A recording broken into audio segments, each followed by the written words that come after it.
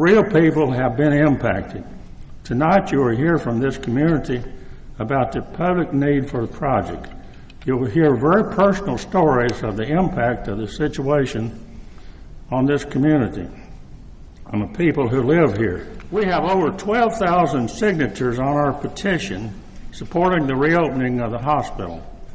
This community is ready for a new hospital, and we're going to do whatever it takes to get that hospital open. I'm sure there's none of us in this room that can ever remember what life was like without a hospital, or how scary life is to go on without having a hospital. By closing our hospital, it has put us in a worse state than when our first hospital was opened in the 1940s. Back then, our county had hope. They told me if he fell, he could actually bleed to death. Big Stone Hospital's not close enough for someone who's going to be bleeding like that. It's a sad day when you don't want to bring your loved one home because you're afraid they'll end up worse. He says, no, you get to the emergency room stat. So I go to Kingsport to the emergency room, and they did a scan on my leg, and sure enough, I had a blood clot. I was like, oh my goodness, what am I going to do? I'm 40 years old. How can I have a blood clot in my lung?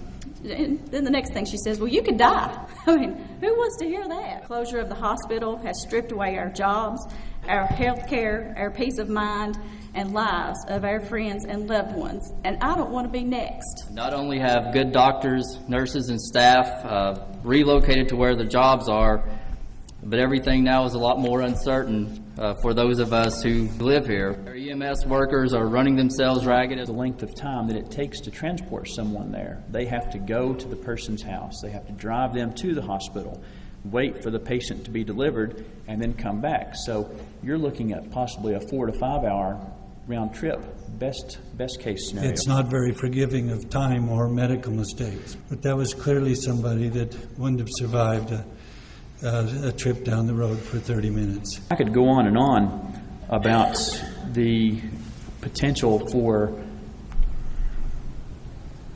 just early end of life.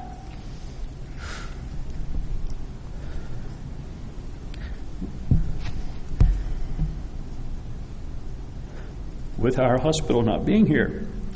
I would beg you, please. We severely need it. Please stand if you support reopening the hospital.